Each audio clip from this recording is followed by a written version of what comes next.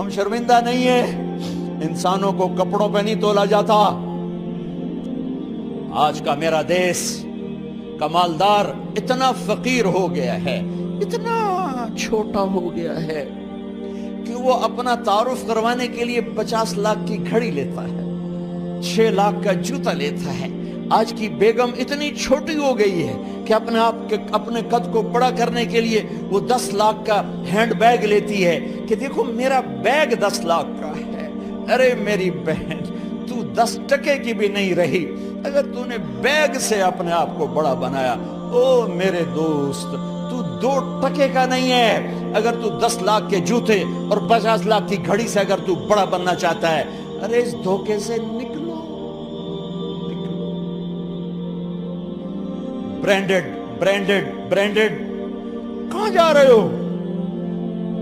جب تم اپنی ذات میں بے قیمت ہو تو رب ذوالجلال کی قسم، تمہاری گھڑیاں، تمہارے بیگ، تمہاری گاڑیاں، تمہارے بنگلے تمہاری عزت کو بڑھا نہیں سکتے۔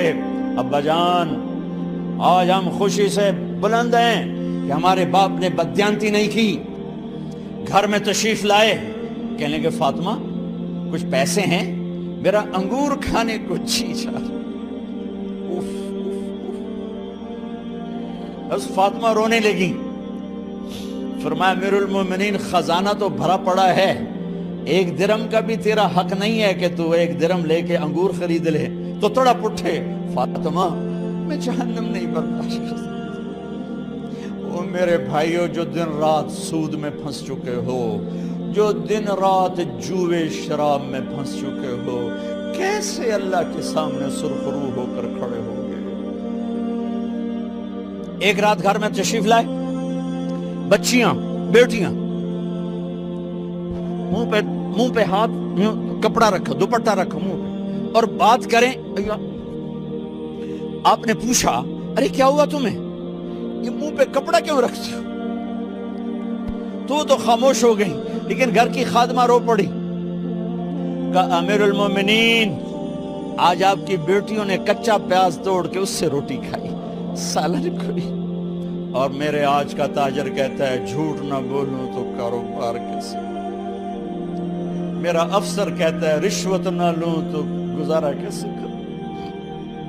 تو عمر بن عبدالعزیز پھس پہ ہچکیوں کے ساتھ روئے کہ میری بچیوں، میں تمہیں بڑے اچھے کھانے کھلا سکتا ہوں پر میں جہنم کی آگ برداشت نہیں کر سکتا۔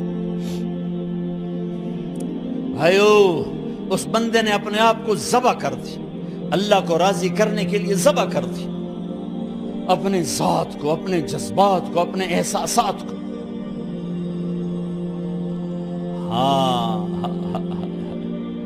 اب اللہ نے صلہ کیا دیا، جب انتقال ہونے لگا تو بلایا رجا کو، جو میں بات پہلے چھوڑ کے ادھر ان کی تھوڑی سیرت بتائی کہ رجا اب میں مرنے لگا ہوں۔ عبد الملک کالا ہو گیا تھا، ولید کالا ہو گیا تھا، سلیمان کالا ہو گیا تھا۔ یہ کیوں کالے ہوئے تھے؟ یہ بے نمازی نہیں تھے، بدکاری نہیں کرتے تھے، کسی کی طرف ان کی میلی آنکھ نہیں اٹھی کبھی۔ یہ ظالم تھے، ظالم، انسانوں کا خون پیا، مال میں خیانت کی، اس پر اللہ نے چہرے پھیر دیے۔ آج عمر بن عبدالعزیز جا رہا ہے کہ دیکھو میں جا رہا ہوں، مجھے دیکھو میرے ساتھ کیا ہوتا ہے۔ ان کا انتقال ہوا، ان کی میت قبر کے کنارے رکھی گئی اور اب نیچے اتارنا ہے۔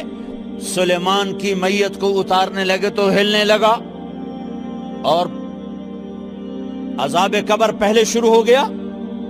عمر کی میت کو جب قبر کے قریب کیا گیا، ایسے ہوا کا جھونکا آیا، ایک پرچہ ایسے لہراتا ہوا یوں آیا، یوں آیا، یوں آیا اور عمر کے سینے پر گر گیا۔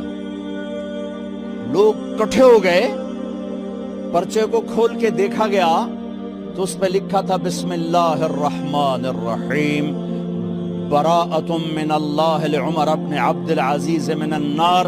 یہ پروانہ ہے اللہ کی طرف سے اس کے بندے عمر کے لیے کہ اسے جہنم سے نجات کی خوشخبری سنا دی جائے۔